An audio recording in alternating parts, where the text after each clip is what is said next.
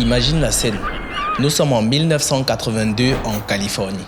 Deux chercheurs brillants, John Warnock et Charles Geschke, ils viennent de quitter un laboratoire mythique, Xerox PARC.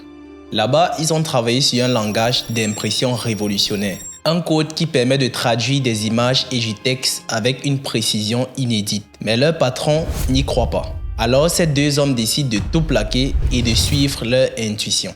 Ils fondent une petite société. Pas d'immeuble prestigieux, pas de centaines d'employés. Juste deux ingénieurs dans une pièce. Avec une idée en tête et un ruisseau qui passe derrière la maison de Warnock. Ce ruisseau s'appelle Adobe Creek. Et ça sera le nom de leur société. À ce moment-là, rien ne dit que ce nom-là deviendra un jour synonyme de créativité mondiale.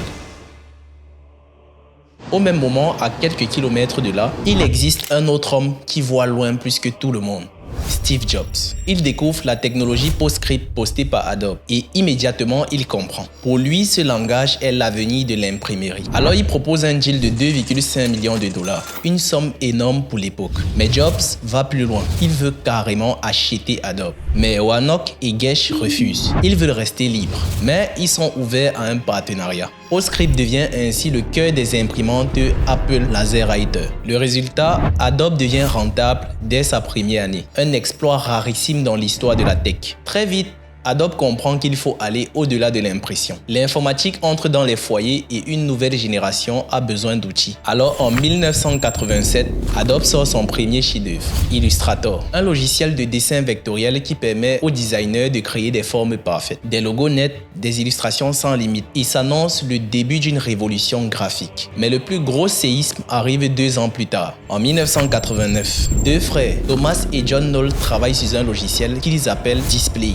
C'est un programme capable de modifier des images numériques et ils le vendent à Adobe qui le rebaptise Photoshop. Ce nom va marquer l'histoire. À partir de ce moment, l'image ne sera plus jamais la même. Retoucher une photo, améliorer une couleur, effacer des défauts ou créer des montages, tout devient possible. Très vite, Photoshop devient un mot de langage courant. Adobe ne s'arrête pas là. En 1991, c'est le lancement de Premiere, un des premiers logiciels de montage accessibles au grand public.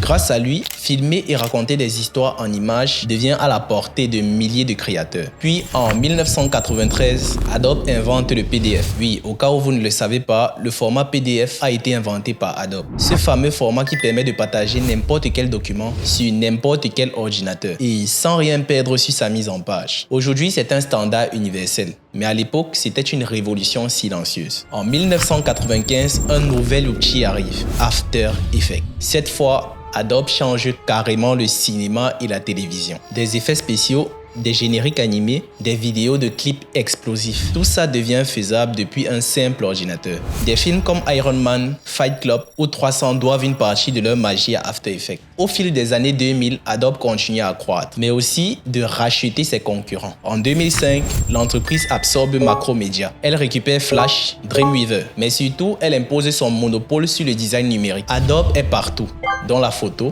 la vidéo, le web, l'impression et l'animation. Mais en 2013, un tournant radical choque le monde créatif. Jusque-là, les logiciels Adobe s'achetaient en une seule fois, via les CD. Mais l'entreprise décide de tout basculer vers un mode d'abonnement mensuel, le Creative Cloud. La réaction est violente. Beaucoup crient au scandale. Adobe nous force à payer à vie. Pourtant, avec le temps, ce pari s'avère gagnant. Aujourd'hui, plus de 30 millions d'abonnés payent mensuellement pour accéder aux produits Adobe. Mais Adobe ne se contente pas de répéter son succès. En 2020, l'entreprise investit dans l'intelligence artificielle. Avec Adobe Firefly, elle permet de générer des images, améliorer des vidéos et retoucher du texte grâce à l'IA. Encore une fois, Adobe est en avance sur son temps. En 2022, Adobe tente même un coup de poker, racheté Figma pour 20 millions de dollars. Mais les régulateurs bloquent la transaction. Ce n'est qu'un signe de plus. Adobe est si puissant que même ses acquisitions inquiètent les gouvernements. Aujourd'hui, Adobe, c'est un empire de plus de 25 logiciels. C'est aussi une valorisation de plus de 200 milliards de dollars. Mais au fond, Adobe, c'est surtout une idée simple. Donner aux gens le pouvoir de créer. Alors que retenir de cette histoire? Deux ingénieurs ignorés par leurs entreprises décident de suivre leur instinct. Ils ont créé une petite société au nom étrange et cette société est devenue l'outil de presque tous les créateurs sur Terre. Regarde juste autour de toi. Chaque affiche, affiche, chaque publicité, chaque film, chaque clip,